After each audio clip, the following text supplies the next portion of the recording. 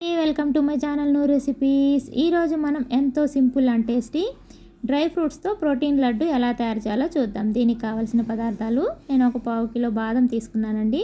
దానికి సరిపడా 1 కప్పు బెల్లం, 1 కప్పు కిస్మిస్, 1 కప్పు అక్రోడ్, 1 కప్పు పిస్తా తీసుకున్నాను. మీ దగ్గర జీడిపప్పు ఉంటే జీడిపప్పు కూడా 1 కప్పు వేసుకోవచ్చండి.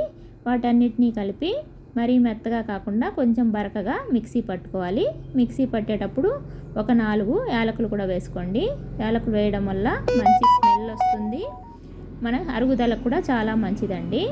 వేసుకొని ఒక బౌల్లోకి తీసుకొని బాగా కలిపి మనం లడ్డూల్లాగా ఉండలుగా చేసుకొని ఒక ప్లేట్లోకి తీసుకుంటే ఎంతో simple and tasty protein laddu తయారవుతుందండి. ఇది చాలా సింపుల్ అండి, 5 నిమిషాల్లో అయిపోతుంది. పిల్లలకు కూడా హెల్త్ పరంగా పిల్లలకు కానీ పెద్దలకు కానీ చాలా మంచిదండి. ఇది 4కి స్నాక్స్ లాగా ఒక లడ్డు ఇస్తే పిల్లలు ఎంచక్కా తింటారండి.